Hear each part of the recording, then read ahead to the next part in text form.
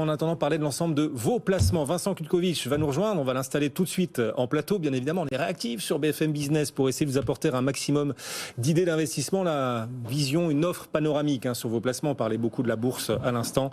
On va vous apporter aussi des idées pour diversifier vos placements au-delà de la bourse, notamment face à ces enjeux d'inflation, ces questions d'inflation. L'inflation peut-elle être et constituer un atout pour vos placements? Comment en faire un soutien pour le rendement de vos placements? On va vous apporter des clés. Il vient de nous rejoindre donc Vincent Kulkovic, directeur général de bienprévoir.fr. Bonjour Vincent. Heureux de vous retrouver. Merci d'être avec nous aujourd'hui et ravi aussi de vous retrouver en ce 1er novembre. Vous êtes sur le pont comme nous tous. Voilà. L'inflation d'abord, quand on en entend parler et qu'on a investi sur un certain nombre de supports d'investissement, est-ce qu'on doit en avoir peur? Est-ce que l'inflation est l'ennemi des placements? Non, mais en tout cas, il faut adapter sa stratégie patrimoniale en fonction de cette nouvelle donne. On a vécu pendant quelques années sans inflation, donc maintenant l'inflation renaît.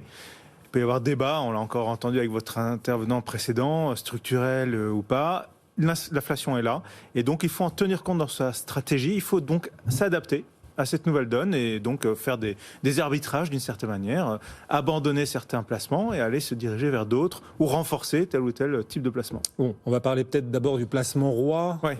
Les fonds euros. Est-ce que les fonds euros souffrent du cycle inflationniste qui se met peut-être en place? Oui, d'abord les fonds euros, c'est des produits qui sont gavés de taux obligataires, même si les taux commencent à augmenter, là on en parle aujourd'hui. Le problème d'un fonds euro, c'est que c'est un paquebot à piloter et que pour plein de raisons, je pourrais y revenir, les taux, même si les taux remontent dans les mois qui viennent, les fonds euros vont continuer à bénéficier ou être marqués par les taux bas de ces dernières années. Donc là, on prévoit pour 2021 un taux en dessous de 1%.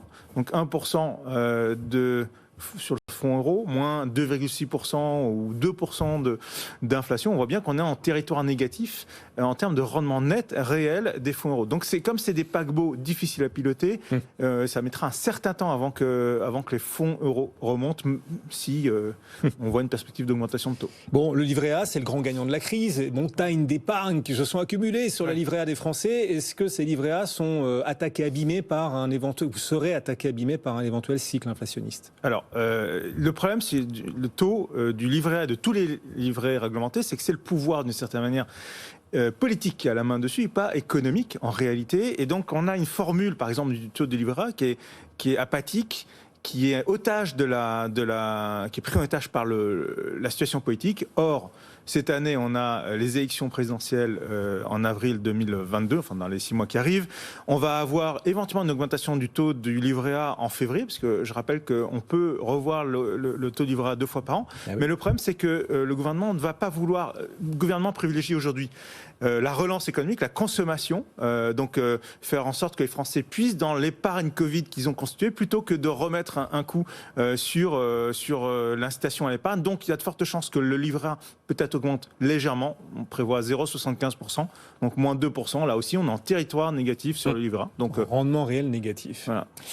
Ça fait mal, un rendement réel négatif sur le livret A, rendement réel négatif sur les fonds euros. Du coup, le refuge, c'est l'immobilier. L'immobilier forcément. Est une valeur refuge. On voit d'ailleurs que les Français, depuis la fin du Covid, le considèrent et le disent, le martèlent, le fait que l'immobilier est une valeur refuge. Moi, je dirais qu'aujourd'hui, sur l'immobilier, effectivement, pourquoi c'est une solution dans une situation d'inflation, on manque un peu de visibilité, c'est que il y a une double action qu'on peut activer, en fait, avec l'immobilier. Il y a une action sur les loyers, puisque les loyers sont indexés sur l'inflation. Alors, de façon peut-être un peu différente dans le domaine de l'immobilier commercial et dans le domaine de l'immobilier résidentiel. Dans le résidentiel, on a un indice qui transmet moins vite en fait aux propriétaires l'augmentation du loyer lié à l'inflation que dans le domaine commercial où on a affaire à un autre indice, l'ILC, qui lui, face à l'IRL, qui lui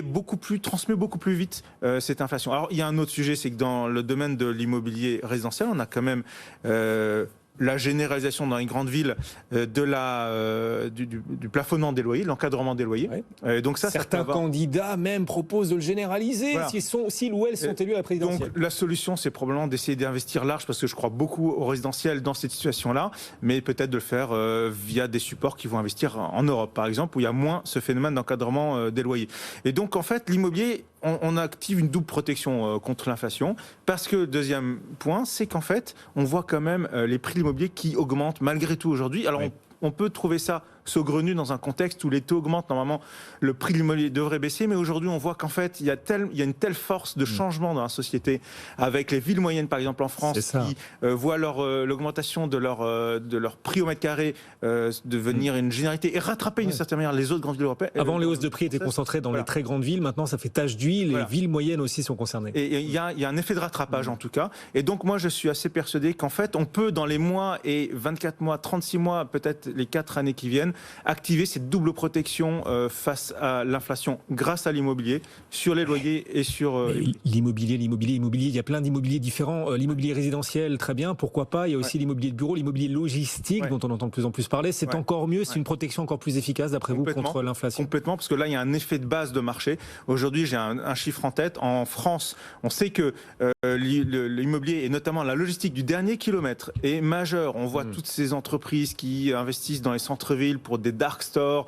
On parle de magasins sur toute cette nouvelle, ces nouveaux commerces où il s'agit de livrer en quelques minutes des courses. Bon, là, il y a un phénomène de recherche de solutions de logistique du dernier kilomètre. Ce qui se passe, c'est qu'en fait, on constate simplement que statistiquement, les prix au mètre carré en France sont à peu près à 60 € du mètre carré sur la logistique, alors qu'ils sont à 80 à peu près en Allemagne et au-delà de 150 au Royaume-Uni. Donc on pense qu'il y aura un effet de rattrapage en France, que l'immobilier logistique en France est sous-valorisé par rapport en fait à un phénomène sociétal et économique majeur qui est celui de la recherche de la logistique du dernier kilomètre. On va parler d'un mot dans un instant de la bourse, parce qu'on en parle déjà beaucoup bien sûr dans cette émission et sur BFM Business en général. C'est une question d'un auditeur qui s'appelle Gilbert sur notre site bfmbusiness.com. Il nous dit: Gilbert, j'entends souvent parler de l'or aussi comme d'un actif refuge de protection contre l'inflation, voire pourquoi pas du bitcoin qu'on présente comme l'or numérique. Qu'est-ce qu'on peut répondre à cet auditeur? Alors sur l'or, ce que j'ai envie de dire, c'est que oui, c'est un actif classique qu'il faut avoir dans son portefeuille quand il y a des phénomènes d'inflation. Ce qui est embêtant avec l'or, c'est la difficulté, c'est que c'est compliqué à aller rechercher, à acheter. Donc je pense qu'aujourd'hui, la manière la plus simple d'en faire acquisition, c'est à travers les trackers ou les ETF or qu'on trouve maintenant, je crois, assez facilement, qu'on peut même loger dans des contrats d'assurance vie, puisque maintenant les contrats d'assurance vie se mettent à proposer des trackers, des ETF. Donc oui, c'est une possibilité. Je dirais que c'est à activer tant qu'on n'y voit pas très clair sur l'inflation, et peut-être après réarbitrer au bout de quelques temps. Bon. Sur le Bitcoin, je pense que c'est vraiment quelque chose qui est, pour moi, entre inflation, où on parle d'enjeu, qui est celui du pouvoir d'achat, de préserver son pouvoir d'achat, de préserver éventuellement son niveau de vie à la retraite, face au Bitcoin, qui est quand même une question assez ésotérique pour moi, et d'une certaine manière, c'est pas d'argent qu'on investit a priori pour construire son patrimoine, c'est plutôt une petite poche sur laquelle on peut éventuellement s'amuser de façon générique, j'ai envie de dire. Je resterai assez prudent sur cette stratégie face à l'inflation. Vous n'êtes pas encore converti, Vincent? Pas encore. Bon.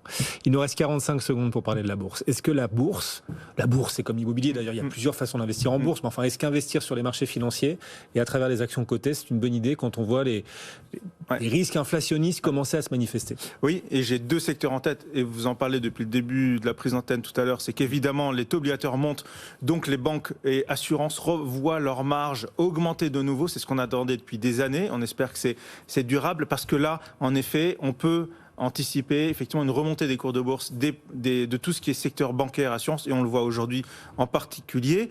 Et donc là-dessus, effectivement, il y a différentes manières, soit d'aller acheter directement des titres d'actions bancaires, soit le faire à travers des produits, par exemple structurés, ou des fonds qui vont miser sur des thématiques banque, assurance. Deuxième thématique, c'est tout ce qu'on peut appeler, alors c'est pas utiliser des termes anglais, mais là on va être un peu obligé, ce qu'on appelle la thématique du pricing power. Donc en fait, c'est toutes les sociétés capables de préserver leur marge malgré la hausse des coûts. Ou autrement dit, qui sont capables de faire monter leur prix, et leurs clients vont continuer à venir acheter leurs produits, vont continuer par exemple pour Disney à venir fréquenter leur parc de loisirs. Apple va sortir un nouveau téléphone, va être capable d'impacter l'inflation dans ses prix, et pourtant les fidèles de la marque vont remplacer leur iPhone par un nouveau malgré cette inflation. Donc ça, c'est tous les acteurs qui ont cette capacité à imposer leur prix à leurs clients, et qui peuvent être par la force de leur marque ou les barrières à l'entrée sur leur secteur d'activité. Le luxe aussi fait partie de ces secteurs. Exactement, on peut en faire partie. Offrant un beau pricing power. Voilà quelques idées pour nos auditeurs et téléspectateurs. Vincent Kulkovic, le directeur général de bienprévoir.fr.